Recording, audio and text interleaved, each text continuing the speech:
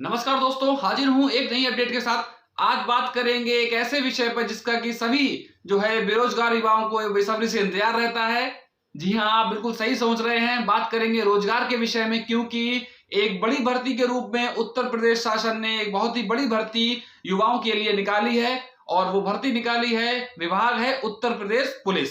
जी हाँ दोस्तों, उत्तर प्रदेश पुलिस भर्ती बोर्ड ने 60,244 पदों पर एक बड़ी भर्ती का ऐलान कर दिया है। आज विज्ञापन जारी कर दिया गया है। आप लोगों को इसके विषय में बिंदुवार बताया जाएगा कि कैसे क्या ये फॉर्म अप्लाई करना है, कैसे आपको चयन पाना है। हर बिंदु पर एक-एक पॉइंट पर आपको समझाई जाएंगी चीजें कि कैसे आपको चयन लेना है इस भर्ती में। तो इसका नोटिफिकेशन आज और अभी जारी किया गया है। कुछ घंटे पूर्व ही आपको तत्काल सूचनाएं दी जा रही हैं हमारे ग्रुप के माध्यम से। तो इसका जो है 27 तारीख से आपको फॉर्म ऑनलाइन अप्लाई करना है और लास्ट डेट रहेगी 16 जनवरी। और परीक्षा तिथि की अगर बात की जाए तो लगभग मान सकते हैं कि फरवरी का जो रहेगा 2024 में आपको जो है परीक्षा देने को मिल सकती है। तो आप लोग देखिएगा कि कैसे बिंदुवार चीजें मैं समझा रहा हूं यहाँ पर, वो भी आप समझिएगा कि आपको कैसे अप्लाई करना है और कैसे आपको इसमें चयन पाना है। पूरे वीडियो को ध्यान से और गंभीरता से देखिएगा, हर बिंदु पर चर्चा होगी, हर बिंदु आपको ध्यान से समझाया जाएगा। चलिए आइए देखते हैं कि कैसे आप लोग इसमें चयन पाएंगे और कैसे इस भर्ती के फॉर्म को जो है आपको अप्लाई करना है।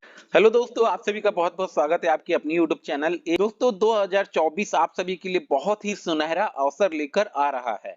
फॉर्म तो 2023 में आ गया है, लेकिन आपकी नौकरी जो लगेगी वो 2024 में लगेगी।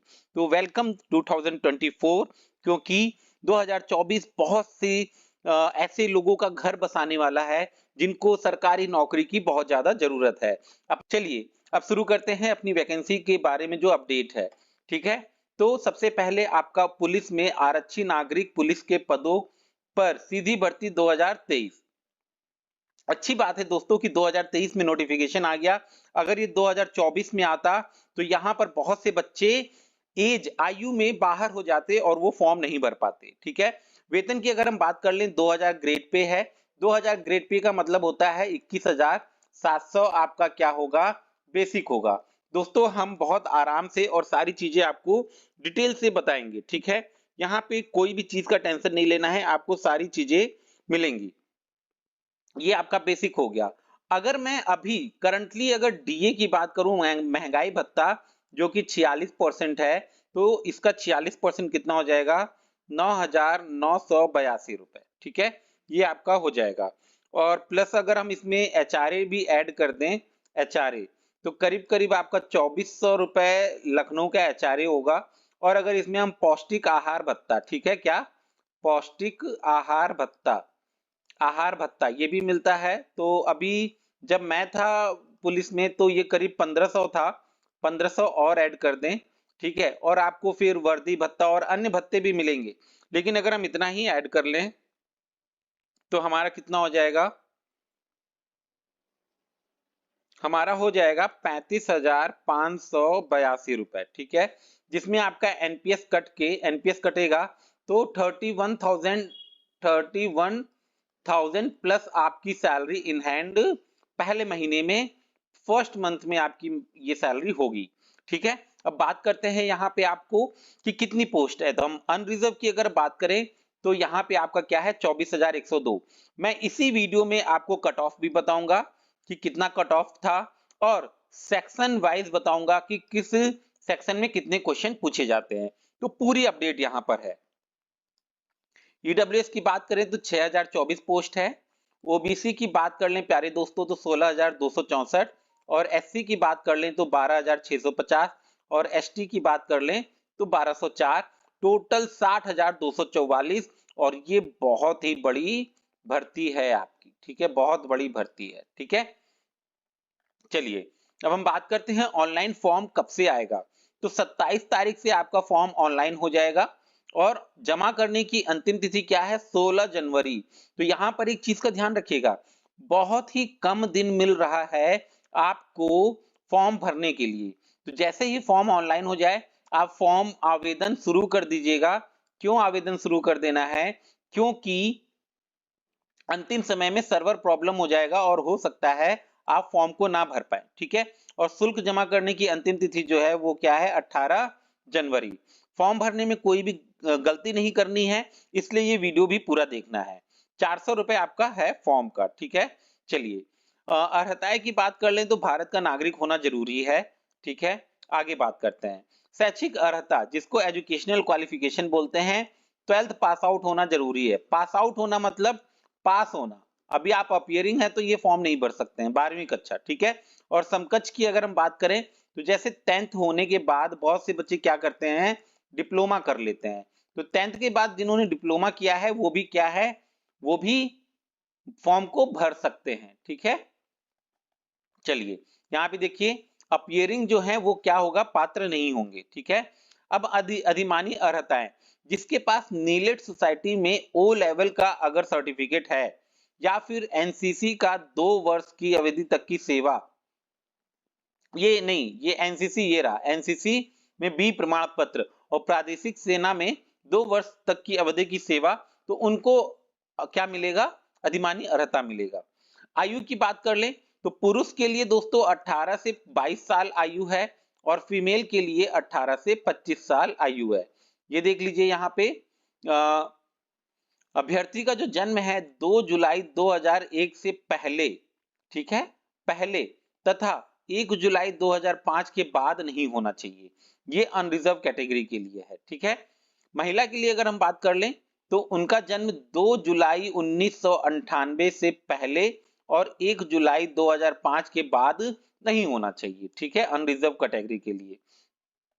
अब देखिए जो केवल उत्तर प्रदेश के मूल निवासी, मान लेते हैं अगर आप उत्तर प्रदेश के निवासी नहीं है, मान लेते हैं आप बिहार के हैं, तो आपको आयु में छूट नहीं मिलेगी, आप अनरिजर्व कैटेगरी में आएंगे, ठीक है। जो उत्तर प्रदेश के निवासी हैं उन्हीं को छूट मिलेगा। कितनी छूट मिलेगी अभी आगे मैं उस पर भी बात करूंगा, ठीक है। जो आपके काम की नहीं है उसको मैं छोड़ दे रहा हूं, ठीक है ना। बात करते हैं लिखित परीक्षा के बारे में। देखिए दोस्तों लिखित परीक्षा आपकी 300 अंकों की होगी, ठीक है। समय होगा आपका 2 घंटा, 2 घंटे का पेपर होगा। 4 विषय होंगे। पहला विषय सामान्य ज्ञान, ठीक है, जिसको हम कहते हैं जीएस, ठीक है दोस्तों। दूसरा विषय आपका क्या है, सामान्य हिंदी, जिसको हम कहेंगे हिंदी, ठीक है। तीसरा विषय क्या है, संख्यात्मक एवं मानसिक योग्यता, जिसमें आपका न्यूमेरिकल एबिलिटी प्लस रीजनिंग दोनों आ जाता है, ठीक है ना। चलिए मानसिक अभिरुचि जिसको हम कहेंगे रीजनिंग, ठीक है, रीजनिंग। जीएस के लिए आपको कौन सी बुक से पढ़नी है, लूसेंट प्लस करंट अफेयर, ठीक है, लूसेंट प्लस करंट अफेयर। और यहाँ पे हिंदी की कौन सी बुक पढ़नी है, हिंदी के लिए आपको सबसे पहले घटना चक्र पूर्वावलोकन, ठीक है, पूर्वावलोकन, ये किताब आपके पास होनी बहुत जरूरी है, ठीक है। और प्लस आप लूसेंट हिंदी से पढ़ेंगे, लूसेंट हिंदी, ठीक है। चलिए न्यूमेरिकल और रीजनिंग, ये जो भी आपने हो सकता है मैथ अभी तक आपने पढ़ रखी हो या फिर आप शुरुआत करेंगे, ठीक है, तो ये आपने पहले से जहां से पढ़ा हुआ है वहीं से पढ़ना ठीक रहेगा, ठीक है। लिखित परीक्षा अगर एक ही दिन में और एक से अधिक पाली में होगा, ठीक है, एक से अधिक दिनांक में और एक से अधिक पाली में होगा, तो यहाँ पे नॉर्मलाइजेशन की प्रक्रिया को अपनाया जाएगा।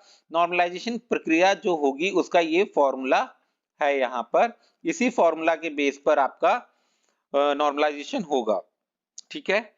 पेपर जो है आपका वो ओएमआर बेस्ड होगा, मतलब कि पेपर जो आपका होने वाला है वो ऑफलाइन पेपर होगा, ठीक है। 4 विकल्प होंगे, एक प्रश्न के 4 विकल्प होंगे और कोई एक विकल्प ही सही होगा, ठीक है। चलिए अब हम बात करते हैं document verification and physical standard test की, ठीक है। जैसे कि आपका 60,244 पोस्ट है, ठीक है। तो सबसे पहले इसका ढाई गुना बच्चों को क्या करेंगे, ये बुलाएंगे। 60,244 का 2.5 गुना अगर हम कर ले तो कितना होगा, 1,50,610, ठीक है। तो ये 1,50,610 बच्चों को किसके लिए बुलाएंगे, दौड़ के लिए प्लस डीवी के लिए बुलाया जाएगा, ओके। चलिए अब डॉक्यूमेंट वेरिफिकेशन में आपका सारा डॉक्यूमेंट चेक होगा, हाइट चेक होगा, ठीक है। हम बात करते हैं फिजिकल स्टैंडर्ड टेस्ट की, ठीक है। तो हम सबसे पहले बात करेंगे पुरुष के बारे में, जिस अनरिजर्व कैटेगरी के हो या ओबीसी हो या एससी कैटेगरी, एससी, उनके लिए हाइट जो है 168 सेंटीमीटर होनी जरूरी है। इससे कम है तो फॉर्म को मत भरिएगा।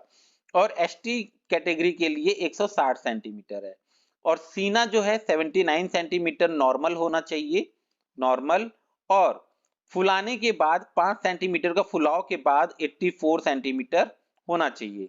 वहीं पे एसटी कैटेगरी के लिए 77 सेंटीमीटर नॉर्मल होना चाहिए और फुलाने के बाद 82 सेंटीमीटर होना चाहिए। 5 सेंटीमीटर का फुलाव अनिवार्य है। महिला के लिए बात करते हैं, फीमेल कैटेगरी के लिए अनरिजर्व, ओबीसी और एससी कैटेगरी के लिए 152 सेंटीमीटर हाइट है और एसटी कैटेगरी के लिए 147 सेंटीमीटर हाइट है। महिलाओं में वजन देखा जाता है तो न्यूनतम जो है 40 केजी वजन होना चाहिए। हालांकि अगर किसी का 38 केजी वेट है तो उनको फेल नहीं किया जाता है, उनको री मेडिकल के लिए बुलाया जाता है, ठीक है ना, री मेडिकल। ठीक है, अब हम बात करते हैं फिजिकल एफिशिएंसी टेस्ट, जिसको हम पीईटी कहते हैं। तो यहाँ पर पुरुष अभ्यर्थियों के लिए 4.8 किलोमीटर 25 मिनट में दौड़ना अनिवार्य है और महिला के लिए 2.4 किलोमीटर 14 मिनट में दौड़ना अनिवार्य है। 4.8 किलोमीटर का मतलब हो गया 4800 मीटर, ठीक है, और 2400 मीटर आपका फीमेल के लिए हो गया, ठीक है, ये 14 मिनट में और ये 25 मिनट में, ठीक है। लड़कियां ज्यादातर यहीं पर फेल होती हैं, कहां पे, दौड़ में, लड़के ज्यादातर निकाल लेते हैं। अब हम बात करेंगे यहाँ पे चयन तथा अंतिम योग्यता सूची। जो आपका मेरिट बनेगा दोस्तों, वो मेरिट आपका कंप्लीटली रिटर्न एग्जाम के बेस पर बनेगा, रिटर्न एग्जाम, ठीक है। शारीरिक दक्षता परीक्षण में सफल पाए गए अभ्यर्थियों में से बोर्ड लिखित परीक्षा में प्रत्येक अभ्यर्थी द्वारा प्राप्त अंकों के क्रम के अनुसार, ठीक है, श्रेणी के अभ्यर्थियों का, ठीक है, तो किसके अनुसार, लिखित परीक्षा के अनुसार, ठीक है। चलिए आगे बात करते हैं आयु में छूट, ये बहुत इंपॉर्टेंट है, इसके लिए जो यूपी के हैं केवल उनके लिए है, ठीक है। चलिए सबसे पहले देखिए, एससी कैटेगरी के हैं तो 5 वर्ष की छूट मिलेगी और एसटी कैटेगरी के हैं तो भी 5 वर्ष की, ओबीसी कैटेगरी के हैं तो भी 5 वर्ष की छूट आपको मिलेगी, ठीक है। इसका मतलब है अगर हम मेल कैटेगरी की बात करें तो 18 से 22 साल है, लेकिन 5 वर्ष इसमें जोड़ दीजिए तो कितना हो गया, 22 5 27। फीमेल कैटेगरी की अगर हम बात करें तो 18 से 25 साल है और 25 में 5 जोड़ दीजिए तो कितना हो जाएगा, 30 साल, ठीक है। चलिए अब ये एक बहुत ही इंपॉर्टेंट पॉइंट है, मैंने आपसे क्या कहा था, मेरे चैनल पे सब कुछ आपको जो है मिलेगा, ठीक है। अब देखिए अन्य पिछड़े वर्ग के लिए जाति प्रमाण पत्र, ठीक है, 1 अप्रैल 2023 या उसके बाद का, किंतु इस भर्ती हेतु निर्धारित आवेदन करने की अंतिम तिथि तक का निर्गत होना चाहिए।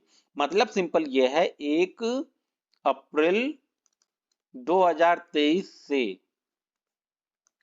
16 जनवरी 2024 इसके बीच का आपका ओबीसी का सर्टिफिकेट होना चाहिए, जाति प्रमाण पत्र, ठीक है, जाति प्रमाण पत्र।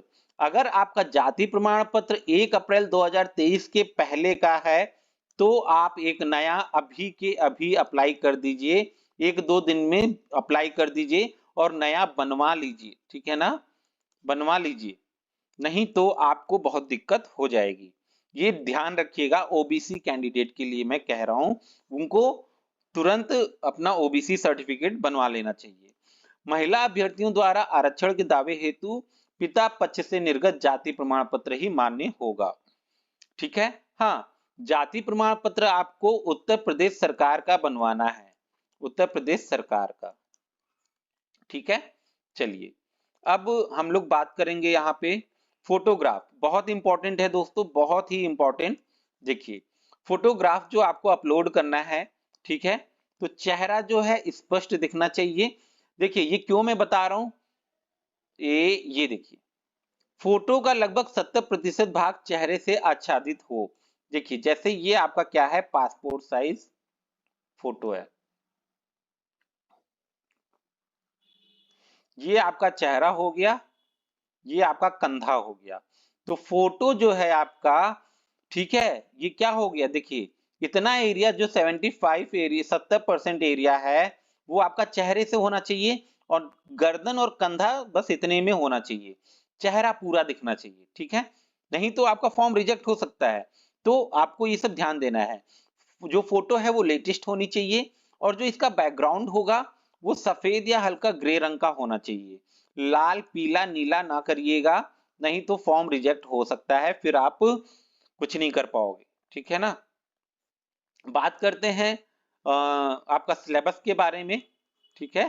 सिलेबस के बारे में, तो ये हो गया जीएस का, ठीक है? यहाँ पे आपका पूरा जीएस का है, ठीक है? यहाँ पे और उत्तर प्रदेश में राजस्व, ठीक है? तो यूपी का भी थोड़ा बहुत सिलेबस रहता है, लेकिन बहुत कम रहता है, ठीक है? उसके बाद आपका हिंदी हो गया, उसके बाद आपका ये देखिए न्यूमेरिकल एबिलिटी, ये सारे टॉपिक आपके होंगे। मेंटल एबिलिटी, ये देखिए मेंटल एबिलिटी, ये सारे टॉपिक आपका ये आपका मैथ में ही होगा। फिर आप आ जाइए रीजनिंग पे, ये हो गया आपका रीजनिंग, ये पूरा आपका रीजनिंग है, ठीक है? अब हम बात करते हैं प्रीवियस ईयर कट ऑफ के बारे में, ठीक है? तो ये देखिए UP police constable cut off 2018, okay? अब देखिए official cut off for male candidate के लिए, यहाँ पे क्या है, मेल कैंडिडेट के लिए जनरल के लिए जो कट ऑफ था 225 नंबर था, कितने में से, 300 में से। ओबीसी का जो था 216 था 300 में से, और एससी कैटेगरी का 187 300 में से, और एसटी का 153। आप देख रहे हो कितने कम पे सिलेक्शन हो गया है एससी एसटी का। एक्स सर्विसमैन का 67, फ्रीडम फाइटर का 60 नंबर, होम गार्ड का 60 नंबर। अब यहीं पे अगर हम फीमेल की बात कर लें, ठीक है, तो फीमेल का जो था 199.5 था, सबके लिए क्या था, सेम था, सबके लिए क्या था, सेम था। तो 300 में से 200 नंबर आप मान लीजिए फीमेल कैटेगरी का, ओके? अब हम लोग बात करते हैं सिलेबस के बारे में, कंप्लीट सिलेबस। अब देखिए जीएस के बारे में अगर हम बात करें तो 38 क्वेश्चन और एक क्वेश्चन 2 नंबर का, ठीक है ना? तो आपके कितने हो गए, 76 हो गया। आपको ध्यान रखना है कि 0.5 आपका यहाँ पर निगेटिव मार्किंग रहेगा, 0.5 निगेटिव मार्किंग रहेगा। जनरल हिंदी आप देखिए 37 क्वेश्चन है, ठीक है? पेपर का लेवल इजी रहता है, टफ नहीं रहता, इजी रहता है, ठीक है ना? और न्यूमेरिकल एंड मेंटल एबिलिटी के आपके 38 क्वेश्चन हैं और रीजनिंग के आपके कितने होंगे, 37 क्वेश्चन होंगे। इस तरीके से 150 क्वेश्चन हो गया और 300 नंबर का आपका पेपर होगा। अब यहाँ पर ध्यान दीजिए 38 क्वेश्चन जीएस के, हिंदी का कितना हो गया 37, फिर मैथ का कितना हो गया 38 एंड रीजनिंग का कितना हो गया 37। दोस्तों आपको जीएस, रीजनिंग, हिंदी, मैथ और रीजनिंग, हिंदी में आपको कम से कम 30 क्वेश्चन, आपको 30 प्लस क्वेश्चन सही करना है। मैथ में आपको कम से कम 32 क्वेश्चन प्लस सही करना है। रीजनिंग में आपको 32 प्लस क्वेश्चन सही करना है।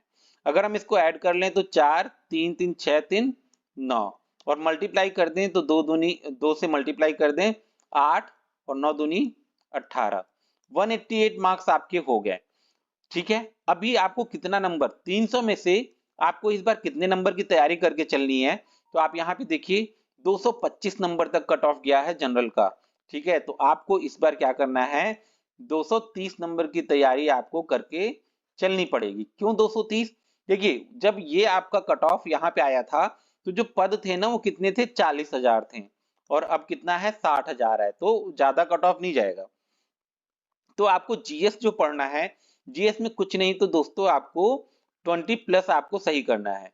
तो इसका मतलब कितना हो गया, 40 नंबर, 40 नंबर, 8 8 4 12, 2 हासिल लगा, 1 1 1 और 2, ये देखिए 228, मतलब कि आपका ये हो गया। ये किसके लिए मैं बता रहा हूँ, अनरिजर्व कैटेगरी के लिए और वो भी मेल कैटेगरी के लिए, ठीक है?